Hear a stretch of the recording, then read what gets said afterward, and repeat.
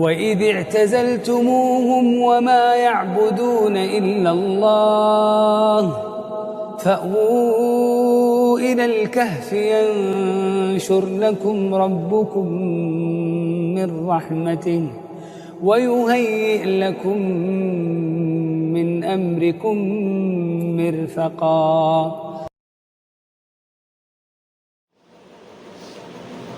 الحمد لله وحده والصلاة والسلام على من لا نبي بعده أما بعد فأعوذ بالله من الشيطان الرجيم بسم الله الرحمن الرحيم والسابقون الأولون من المهاجرين والأنصار والذين اتبعوهم بإحسان رضي الله عنهم ورضوا عنه صدق الله العظيم. عزیز طلباء، اگر ہم چاہتے ہیں کہ ہم اللہ اور اس کے رسول کے پیارے بندے بن جائیں اور ہمارا ٹھکانہ جنت بنے، تو ہمیں بھی ان لوگوں کے راستے پر چلنا چاہیے جن کے بارے میں اللہ کے نبی صلی اللہ علیہ وسلم نے اسی دنیا میں خبر دے دی کہ وہ جنتی ہیں. حضرت عبد الرحمن بن عوف رضی اللہ تعالی عنہ ایسے صحابی ہے جن کے بارے میں اللہ کے نبی نے دنیا ہی میں خبر دے دی کہ وہ جنتی ہیں. آپ کا سلسلہ نسب 6ویں پشت میں حضرت رسول اللہ صلی اللہ علیہ وسلم کے نسب سے مل جاتا ہے. آپ کی والدہ حضرت شفا رضی اللہ تعالی عنہا یہ دایا تھی.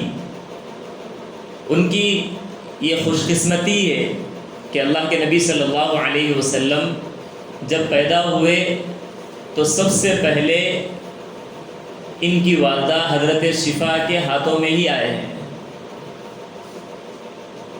حضرت عبد الرحمن بن عوف رضی اللہ تعالی عنہ نیکی کے کاموں میں بہت زیادہ سبقت کرنے والے.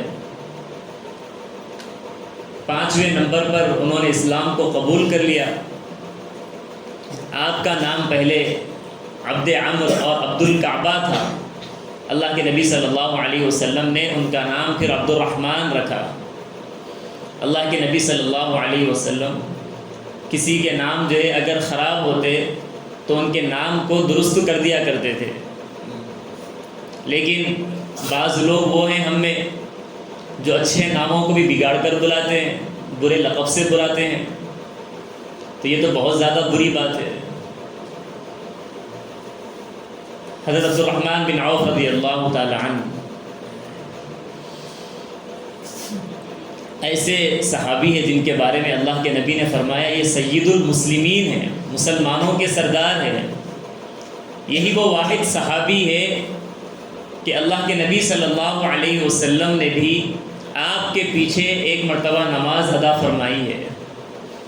کسی صحابی کو یہ شرف حاصل نہیں ہوا کہ ان کے پیچھے اللہ کے نبی صلی اللہ علیہ وسلم نے بھی نماز ادا کی ہو. ہر نیکی کے کام میں آگے بڑھا کرتے تھے. اسلام پہلے قبول کرنے کی بنا پر مشرکین مکہ سے انہوں نے تکلیفیں برداشت کی. 2 مرتبہ حبشہ کی طرف انہوں نے ہجرت بھی کی ہے. مدینہ منورہ کی طرف بھی انہوں نے ہجرت کی ہے اللہ کے نبی صلی اللہ علیہ وسلم کے ساتھ. اور ساری زندگی بھر اللہ کے نبی صلی اللہ علیہ وسلم کے ساتھ رہے ہیں. ہمیشہ اللہ کے نبی صلی اللہ علیہ وسلم کے ساتھ جہاد میں شریک رہا کرتے تھے. بدر کے میدان میں جب 2 چھوٹے بچے معاذ اور معوذ تلاش کر رہے تھے ابو جہل کو، ان لوگوں نے دیکھا نہیں تھا، تو عبد الرحمن بن عوف رضی اللہ تعالی عنہ بازو ہی کھڑے تھے. تو ان بچوں نے پوچھا چچا جان بتلا دیجئے ابو جہل کون ہے تاکہ ہم اس کا کام تمام کر دیں. عبد الرحمن بن عوف نے ہی بتلایا کہ وہ دیکھو وہاں پر ابو جہل ہے. تو وہ جو 2 چھوٹے بچے گئے اور جا کر ابو جہل کا کام تمام کر دیا. ایسے بہادر ہوا کرتے تھے وہ. احد کے میدان میں بھی پوری استقامت کے ساتھ وہ ڈٹے رہے. ایسے جمے رہے کہ بہت سارے لوگ تو منتشر ہو گئے، بھاگنے لگے، لیکن عبد الرحمن بن عوف ایسے ثابت قدم رہے کہ ان کے آس پاس میں تقریباً 7 بڑے بڑے سردار مرے ہوئے تھے۔ عبد الرحمن بن عوف سے پوچھا گیا کہ یہ 7 کو آپ نے مار دیا؟ انہوں نے کہا کہ نہیں، 3-4 کو تو میں نے مارا ہے، اور یہ 3-4 کو کس نے مارا مجھے پتہ نہیں۔ اللہ کے نبی نے فرمایا کہ فرشتوں کے ذریعے سے ان کی مدد کی گئی۔ ان کے 2 دانت بھی جو ہے غزوہ احد میں شہید ہو گئے، 20 سے زیادہ زخم ان کے جسم پر لگے، پیر پر اتنا گہرا زخم آیا کہ زندگی بھر جو ہے ان کے پیر میں لنگڑا پن رہا۔ تبوک کا موقع ہو، حدیبیہ کا موقع ہو، صلح حدیبیہ کے موقع پر جو معاہدات طے کیے گئے، وہاں پر عبد الرحمن بن عوف رضی اللہ تعالی عنہ کی بھی دستخط لی گئی۔ ایسے امانت دار وہ صحابی رضی اللہ تعالی عنہ تھے۔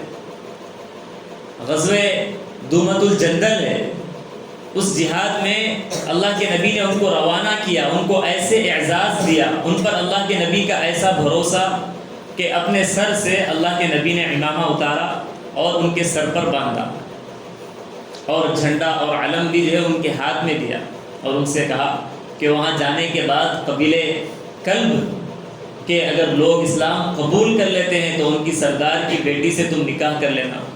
عبد الرحمن بن عوف رضی اللہ تعالی عنہ نے ان سے نکاح بھی کیا ہے۔ تو ہر غزوے میں، ہر اللہ کے راستے میں جب بھی آواز لگائی جاتی تو وہ اللہ کے نبی کے ساتھ ضرور شریک رہا کرتے تھے۔ ان کے اندر عشق رسول خوب جو ہے کوٹ کوٹ کر بھرا ہوا تھا، یہ خود اس کی علامت ہے۔ ایک مرتبہ اللہ کے نبی نے لمبا سجدہ کیا تو ان کی آنکھوں سے آنسو جاری ہو گئے۔ نماز کے بعد اللہ کے نبی نے پوچھا کہ تم اتنا کیوں روتے ہو؟ تو انہوں نے کہا اللہ کے نبی، آپ نے اتنا لمبا سجدہ کیا تو میرے دل میں خیال آیا کہ کہیں اللہ نے آپ کی روح کو قبض کر لیا ہو، اس لیے میری آنکھوں سے آنسو جاری ہو۔ ساری زندگی بھر آپ کے گھرانے سے ایسا تعلق تھا کہ ازواج مطہرات کی ہمیشہ خدمت کیا کرتے تھے۔ وہ حج کے لیے روانہ ہوتی، عمرے کے لیے جاتی تو ان کا پورا سفر خرچ یہی ادا کیا کرتے تھے، اور جب ان کا انتقال ہونے لگا تب بھی انہوں نے ازواج مطہرات کے لیے وصیت کی کہ ان کو 1,00,000 درہم ہدیہ دیا جائے ان کے مال میں سے۔ ایسے ان کے اندر عشق رسول تھا، اسی لیے اللہ کے نبی صلی اللہ علیہ وسلم نے ان کے لیے دعا کی تھی جب وہ ازواج مطہرات پر خرچ کیا کرتے تھے کہ اللہ عبد الرحمن بن عوف کو جنت کی سلسبیل جو نہر ہے اس سے سیراب فرما۔ اسی طرح اللہ کے راستے میں وہ بہت خرچ کیا کرتے تھے۔ اللہ تبارک و تعالیٰ نے انہیں بہت نوازا تھا، اتنا خرچ کیا کرتے تھے، اتنے وہ سخی تھے کہ غزوہ تبوک میں جب چندے کا اعلان کیا گیا تو انہوں نے ان کے پاس جتنا مال تھا 200 اوقیہ چاندی وہ لا کر انہوں نے جو خرچ کر دی۔ حضرت عمر رضی اللہ تعالیٰ عنہ سوچنے لگے کہ آج تو یہ گناہ میں پڑ گئے کہ گھر والوں کے لیے کچھ بھی نہیں چھوڑا، سارا کا سارا مال لا کے خرچ کر دیا۔ اللہ کے نبی نے پوچھا کہ تم نے گھر والوں کے لیے کیا چھوڑا؟ انہوں نے کہا کہ اللہ اور اس کے رسول نے جو خیر اور اجر کا وعدہ کیا ہے اسی کو چھوڑ کر آیا بس۔ اللہ کے نبی نے دعا دی کہ اللہ تبارک و تعالیٰ تمہارے مال میں برکت دے۔ پھر ایسے ان کے مال میں برکت ہوئی کہ وہ خود کہتے ہیں کہ میں اگر کوئی پتھر بھی اٹھا لیتا تو اس کے نیچے سے سونا یا چاندی نکلتا، یعنی جہاں پر بھی کوئی تجارت کی ہو تو ہر تجارت ان کے لیے نفع بخش ثابت ہوتی۔ اسی لیے تاجر کے نام سے وہ جانے جاتے ہیں۔ صحابہ میں تاجر، بڑے مالدار صحابی عبد الرحمن بن عوف۔ ایک مرتبہ تو مدینہ منورہ کی زمین ہلنے لگی، سب پریشان ہو گئے۔ حضرت عائشہ صدیقہ رضی اللہ تعالی عنہا نے پوچھا کہ بھئی یہ حرکت کہاں سے آ رہی ہے، کیا زلزلہ آ رہا ہے؟ تو لوگوں نے کہا کہ نہیں، ملک شام سے عبد الرحمن بن عوف کے 700 اونٹ آ رہے ہیں اناج سے بھرے ہوئے۔ 700 اونٹ جس پر اناج لدا ہوا ہے، وہ پورا قافلہ مدینے میں آ رہا جس کی وجہ سے ساری زمین ہل رہی ہے۔ انہوں نے کہا کہ اتنا سارا مال ہے، اسی لیے اللہ کے نبی نے فرمایا تھا کہ عبد الرحمن بن عوف حساب کے لیے گھسیٹتے ہوئے آئیں گے۔ یہ بات ان کو پہنچی تو فوراً وہ جو ہے حضرت عائشہ صدیقہ رضی اللہ تعالی عنہا کی خدمت میں آئے اور اس بات کی تصدیق کی، اور اس کے بعد انہوں نے کہا کہ جتنا 700 اونٹ بھر کر جو اناج آیا ہے وہ سب کا سب میں اللہ کی راہ میں جو خرچ کر دیتا ہوں۔ ایسا خرچ کرنے والے، ایک مرتبہ تو 500 گھوڑے انہوں نے اللہ کی راہ میں جو خرچ کر دیے۔ اور اسی طرح غلاموں کو آزاد کرنے کی فضیلت سنی تو 30 غلاموں کو ایک ہی دن میں آزاد کر دیا۔ اور اسی طرح ایک مرتبہ انہوں نے حضرت عثمان رضی اللہ تعالی عنہ کو ایک زمین بیچی، جس کے بدلے میں ان کو 40,000 دینار ملے، اس زمین کے بدلے میں 40,000 دینار۔ اور انہوں نے وہ ساری کی ساری دولت 40,000 دینار کی، 40,000 سونے کے سکے، وہ سب انہوں نے اللہ کی راہ میں خرچ کر دیا۔ اور یہ سارا مال خرچ کرنے سے ان کا مال کم نہیں ہوا، بلکہ جب ان کا انتقال ہونے لگا تو اس وقت بھی انہوں نے جو وصیت کی ہے، تو وصیت میں انہوں نے یہ کہا کہ جتنے بدری صحابہ ہیں جو غزوہ بدر میں شریک رہے ہیں، ان سب کو 400 دینار جو ہے میری طرف سے ہدیہ دیں۔ ہر بدری صحابہ کو 400 دینار ہدیے میں دیے گئے۔ اور اسی طرح انہوں نے یہ بھی وصیت کی کہ اللہ کی راہ میں 50,000 دینار اور 1,000 گھوڑے خرچ کر دیے جائیں۔ ان کی وصیت پر عمل کرنے کے بعد بھی ان کی صرف بیویوں کو جو 8واں حصہ میراث میں سے ملتا ہے، ایک بیوی کو 80,000 دینار تک جو ہے ملے۔ ان کی بیویوں کو بھی جو مال بچا آخر میں 80,000 دینار بچے، یہ سب ان کے وصیت پر عمل کرنے کے بعد بھی۔ ایسے اللہ تبارک و تعالیٰ نے ان کے مال میں برکت دی ہے، اور خرچ کرنے سے ان کے مال میں کچھ کمی نہیں ہے۔ اور یہ سارا مال انہوں نے کیسے کمایا؟ تجارت کے جو ان کے اصول تھے وہ بہت مضبوط اصول تھے۔ وہ فرماتے ہیں کہ میں ہمیشہ 5 اصولوں پر عمل کیا ہوں۔ ایک اصول یہ رہا میرا تجارت کا کہ مال بیچتے ہوئے مجھے جتنا بھی نفع مل جاتا، تھوڑا ہی نفع مل جائے اس پر میں جو ہے قناعت کر لیتا اور مال کو بیچ دیتا۔ زیادہ نفع کی امید لگا کر نہیں بیٹھتا تھا، تو اس سے کیا ہے، مال بہت زیادہ خرچ ہوتا تھا، بہت زیادہ بکتا تھا۔ ایسے ہی دوسرا اصول یہ ہے کہ اگر کوئی خریدنے والا آ جاتا تو بیچنے میں دیر نہیں کرتا، فوراً سے بیچ دیتا۔ اور تیسرا اصول انہوں نے یہ بنایا کہ میں کبھی ادھار نہیں بیچتا، جو بھی بیچنا ہے نقد۔ اور چوتھا، کبھی تجارت میں انہوں نے دھوکہ نہیں دیا۔ اور پانچواں، کبھی تجارت میں جھوٹ نہیں بولا۔ یہ ان کے 5 اصول تھے کہ جس کی وجہ سے ان کے مال میں خوب برکت ہوئی۔ اسی طرح ان کے اندر بہت زیادہ اصل میں خودداری تھی، ان کے اندر غیرت تھی۔ کسی دوسرے سے مال کو مانگ لینا، کسی کے دوسروں کے ٹکڑوں پر پلنا، یہ ان کو ہرگز بھی گوارا نہیں تھا۔ مکہ مکرمہ سے جب مدینہ منورہ کی طرف انہوں نے ہجرت کی تو اللہ کے نبی صلی اللہ علیہ وسلم نے مہاجر صحابہ کی انصار صحابہ کے ساتھ مواخات کرائی تھی، انہیں ایک دوسرے کا بھائی بنا دیا تھا۔ تو حضرت عبد الرحمن بن عوف رضی اللہ تعالی عنہ کو سعد بن ربیع انصاری رضی اللہ تعالی عنہ کے ساتھ جو مواخات کرا دی۔ سعد بن ربیع انصاری رضی اللہ تعالی عنہ، ان کا ایثار بالکل مثالی ایثار۔ انہوں نے یہ کہہ دیا کہ میرے 2 باغ ہیں، 2 باغ میں سے 1 باغ تمہارا، اور میری 2 بیویاں ہیں، تم جسے بھی پسند کر لو گے میں اسے طلاق دے دوں گا اور تم اس سے نکاح کر لینا۔ ایسے انہوں نے ایثار کیا۔ لیکن عبد الرحمن بن عوف رضی اللہ تعالی عنہ ایسے خوددار کہ انہوں نے کہا کہ اللہ تبارک و تعالیٰ آپ کے مال میں اولاد میں برکت دے، مجھے بازار کا راستہ بتلا دیجیے۔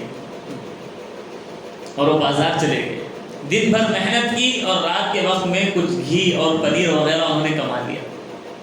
اور پھر رفتہ رفتہ تجارت ان کی اتنی ترقی کری کہ چند سال میں ہی وہ سب سے بڑے امیروں میں شمار ہونے لگے۔ اور اس کے بعد ہی چند سالوں میں ہی، چند دنوں میں ہی انہوں نے نکاح بھی کر لیا، مال و دولت جمع ہو گئی ان کے پاس۔ یہ اسلام کے پھیل جانے کے بعد، ہجرت کے بعد سب سے پہلا نکاح تھا یہ وہاں پر، اور ایک مالدار صحابی کا نکاح ہے تو کیسے دھوم دھام کے ساتھ ہونا چاہیے، سارے لوگوں کو اس میں شریک کرنا چاہیے۔ لیکن حضرت عبد الرحمن بن عوف رضی اللہ تعالیٰ عنہ ایک مرتبہ آئے، اللہ کے نبی نے ان کے کپڑوں پر دیکھا کہ کچھ خوشبو کے آثار ہیں۔ اللہ کے نبی نے پوچھا کیا تم نے نکاح کر لیا ہے؟ عبد الرحمن بن عوف نے کہا کہ ہاں میں نے نکاح کر لیا ہے، یعنی انہوں نے نکاح کر لیا ہے اور اللہ کے نبی کو بھی اس کی خبر نہیں ہے، اللہ کے نبی کو بھی انہوں نے دعوت نہیں دی۔ آج کے معاشرے میں اگر اس طرح کوئی معاملہ پیش آ جائے تو سارے خاندان والے دشمن بن جائیں گے کہ ہمیں جو نکاح میں نہیں بتایا، لیکن ان کی یہ سادگی ہے، ایسے انہوں نے نکاح کر لیا۔ اللہ کے نبی نے ان سے کہا کہ ٹھیک ہے تم جو ہے ولیمہ کرو، اگرچہ ایک بکری ذبح کر کے کیوں نہ ہو، تو ولیمہ کرنا سنت ہے، وہاں پر بکری کو ذبح کر کے انہوں نے دعوت دی ہے۔ تو اتنے مالدار ہونے کے باوجود ان کی زندگی میں ایسی سادگی، جب وہ غلاموں کے ساتھ بیٹھتے تو فرق نہیں کر سکتے تھے کہ کون غلام ہے اور کون مالک ہے۔ پھر اللہ کے نبی نے ان کو اجازت بھی دی ان کی نازک طبیعت کی وجہ سے کہ آپ اچھے کپڑے بھی پہن سکتے ہیں، تو بہت معیاری اور مہنگے کپڑے بھی وہ پہنا کرتے تھے۔ اسی طرح ان کا جو علمی کمال تھا، تاجر بھی ہے، مجاہد بھی ہیں اور بہت بڑے مفتی بھی ہیں۔ اللہ کے نبی صلی اللہ علیہ وسلم کے زمانے میں جن چند صحابہ کو مسئلہ بتانے کی، فتویٰ دینے کی اجازت تھی، ان میں سے عبد الرحمن بن عوف رضی اللہ تعالیٰ عنہ بھی تھے۔ اسی لیے حضرت عمر رضی اللہ تعالیٰ عنہ کے زمانے میں، حضرت ابوبکر صدیق رضی اللہ تعالیٰ عنہ کے زمانے میں اگر کچھ بڑے مسائل پیش آ جاتے، حضرت ابن عباس رضی اللہ تعالیٰ عنہ بھی بعض مرتبہ مسئلہ نہیں بتاتے جو مسئلہ عبد الرحمن بن عوف رضی اللہ تعالیٰ عنہ بتا دیتے۔ ایسے ان کے اندر علم میں کمال تھا، بہت سارے جو مسائل میں ان کے واقعات ہیں۔ اسی طرح آج کل پوری ان کی احادیث جمع کر دی گئی ہے کتاب میں، اسے مسند عبد الرحمن بن عوف کہا جاتا ہے، جس میں ان کی ساری احادیث جمع کر دی گئی ہے، پوری احادیث کا ذخیرہ ہے۔ ان سب کے باوجود وہ لوگ عبادت سے پیچھے نہیں ہٹا کرتے تھے، عبادت میں خوب نمازیں پڑھتے تو خشوع و خضوع کے ساتھ پڑھتے، ظہر کے وقت میں دیر تک نوافل پڑھا کرتے تھے، تھوڑا سا وقت مل جاتا نماز میں مشغول ہو جاتے۔ ایک مرتبہ عمر رضی اللہ تعالیٰ عنہ ہے، ان کے درمیان اتنی بے تکلفی تھی تو وہ گھر میں داخل ہوئے، عبد الرحمن بن عوف نماز پڑھ رہے تھے، وہ اطمینان کے ساتھ خشوع و خضوع کے ساتھ نماز پڑھ رہے ہیں۔ حضرت عمر رضی اللہ تعالیٰ عنہ بیٹھے کچھ دیر انتظار کرتے ہوئے، اس کے بعد کہنے لگے ذرا جلدی نماز پڑھو، تمہارے سے بات کرنے کے لیے آیا ہوں میں۔ تو بہت زیادہ خشوع و خضوع کے ساتھ نماز پڑھا کرتے تھے، بہت زیادہ روزے رکھتے تھے، بہت زیادہ حج کیا کرتے تھے۔ حضرت ابوبکر صدیق رضی اللہ تعالیٰ عنہ کے زمانے میں بھی امیر الحجاج بنا کر بھیجے گئے، حضرت عمر کے زمانے میں بھی امیر الحجاج بنا کر بھیجے گئے، بہت زیادہ کثرت سے حج کیا کرتے تھے۔ ان کی ساری زندگی میں ایک بہت بڑا جو مرحلہ تھا اور بہت زیادہ ان کی جو صفت تھی جو ظاہر ہوئی وہ یہ کہ ان کے اوپر بڑوں کا بہت زیادہ اعتماد تھا، اللہ کے نبی کا ان کے اوپر اعتماد، حضرت ابوبکر صدیق، حضرت عمر، حضرت عثمان، ہر ایک کا ان پر بہت زیادہ اعتماد اور بھروسہ تھا۔ ہر کام میں یہ بڑے بڑے صحابہ بھی عبد الرحمن بن عوف سے مشورہ کیا کرتے تھے، لیکن ان سب کے باوجود انہوں نے کبھی عہدہ طلب نہیں کیا کہ مجھے خلافت مل جائے، مجھے جو حکومت مل جائے، مجھے اقتدار مل جائے، ہرگز بھی نہیں۔ ہمیشہ وہ بڑے بڑے مسائل کو سلجھایا کرتے تھے۔ حضرت ابوبکر صدیق رضی اللہ تعالیٰ عنہ کے زمانے میں بھی حضرت ابوبکر صدیق رضی اللہ تعالیٰ عنہ جب عمر رضی اللہ تعالیٰ عنہ کو خلیفہ بنانا چاہ رہے تھے تو عبد الرحمن بن عوف کو بلا کر پوچھا، حضرت عمر کو میں خلیفہ بنانا چاہتا ہوں، تمہاری کیا رائے ہے؟ عبد الرحمن بن عوف نے کہا کہ حضرت عمر رضی اللہ تعالیٰ عنہ کے اندر سختی ہے، تو ابوبکر صدیق رضی اللہ تعالیٰ عنہ نے کہا عمر کی جو سختی ہے میری نرمی کی وجہ سے ہے، کہ جہاں میں نرمی کرتا ہوں وہاں پر عمر سختی کرتے ہیں، ورنہ حقیقت میں ان کے اندر ہر معاملے میں سختی نہیں ہے۔ حضرت عمر رضی اللہ تعالیٰ عنہ جب ان کا انتقال ہو رہا تھا تو اس وقت بھی جن کے نام انہوں نے طے کیے 6 صحابہ کے انہوں نے نام طے کر دیے تھے، ان میں سے عبد الرحمن بن عوف بھی تھے کہ ان کو بھی تم خلیفہ چننا چاہو تو چن سکتے ہو۔ اور اپنے بیٹے حضرت ابن عمر رضی اللہ تعالیٰ عنہ کو انہوں نے یہ بھی وصیت کی تھی کہ اگر میرے انتقال کے بعد ان 6 افراد کے درمیان اگر اختلاف ہو جائے کہ کون خلیفہ بننا ہے تو اس وقت تم عبد الرحمن ابن عوف جس طرف رہیں گے اس طرف ہو جانا کہ وہ حق پر رہیں گے۔ ایسا ان کے اوپر جو اعتماد تھا، لیکن انہوں نے ہر جگہ اپنے آپ کو آگے نہیں بڑھا کہ مجھے خلیفہ بنا دیا جائے، بلکہ سب سے پہلے وہ خلافت سے اپنے آپ کو دستبردار کرتے تھے۔ بڑوں کا ایسا انہوں نے بھروسہ جیتا، اور بہت زیادہ ان کی صفات۔ حضرت عمر رضی اللہ تعالیٰ عنہ پر بھی جب خنجر لگائے گئے تو حضرت عمر رضی اللہ تعالیٰ عنہ نے نماز کو مکمل کرنے کے لیے ان کا ہاتھ پکڑ کر انہی کو آگے بڑھایا تھا، عبد الرحمن بن عوف کو۔ آگے کیسے بڑھائیں گے جبکہ وہ پیچھے پہلی صف میں موجود رہے؟ تو اتنا بڑا تاجر ہے، اتنا بڑا مجاہد ہے، سب کچھ ہے، اور اسی طرح پہلی صف کا نمازی بھی ہے، بالکل امام کے پیچھے نماز پڑھنے والا۔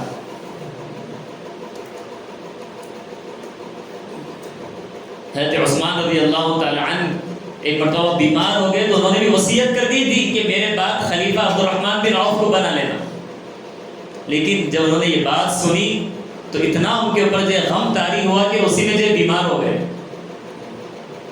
اور انہوں نے دعا کر دی کہ حضرت عثمان کے انتقال سے پہلے اے اللہ مجھ کو اٹھا لے تو اس دنیا سے۔ بالکل بھی جو ہے عہدہ طلب نہیں کیا کرتے تھے، مخلصانہ مشورے دیتے، ایثار کا معاملہ ہمیشہ کہ دوسروں کو بڑا بنایا جائے، اور پھر ان کی پوری رہبری کرنا، انہیں پورے مشورے دینا۔ تو چھوٹوں کے اندر ایسی صفات ہونی چاہیے، خشیت الہی۔ ان سب ساری فضیلتوں کے باوجود اتنا ان کے اندر خشیت اور اللہ سے خوف ان کے اندر اتنا تھا۔ ایک مرتبہ وہ روزہ رکھے، روزہ رکھنے کے بعد افطار کے وقت میں کھانا جب ان کے سامنے رکھا گیا، مختلف قسم کے کھانے رکھے ہوئے ہیں، تو آنکھوں سے آنسو جاری ہو گئے اور یاد کرنے لگے حضرت حمزہ رضی اللہ تعالیٰ عنہ، ہم سے بہتر وہ لوگ تھے لیکن وہ لوگ فاقے کی زندگی گزارا کرتے تھے، آج ہمیں یہ سب نعمتیں مل رہی ہے اور مجھے خوف ہے کہ کہیں ہمارے کچھ نیک اعمال کا بدلہ جو ہے یہی دنیا میں دیا جا رہا ہو۔ خوف کیا کرتے تھے، جب قرآن کریم کی تلاوت کیا کرتے تھے تو ایسا ان کے اندر خوف اور رقت طاری ہو جاتا کہ سارے جسم کے جو رونگٹے کھڑے ہو جاتے تھے، ایسی کیفیت ان کی ہوا کرتی تھی۔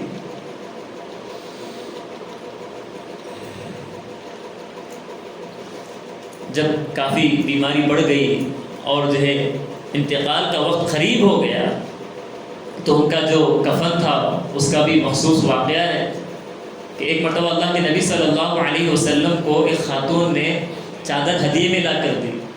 اللہ کے نبی صلی اللہ علیہ وسلم نے اس کا اظہار بنا لیا تھا، تو اتنے میں ہی عبد الرحمن بن عوف نے کچھ دیر ٹھہرے، اس کے بعد انہوں نے اللہ کے نبی صلی اللہ علیہ وسلم سے وہ چادر مانگ لی، اے اللہ کے نبی وہ چادر مجھے دے دیجیے۔ اس لیے نہیں کہ چادر کا ان کو شوق تھا، یہ تو بہت بڑے مالدار تھے، صحابہ نے کہا کہ آپ کو چادر کی کیا ضرورت تھی، اللہ کے نبی کی چادر آپ لے لیے۔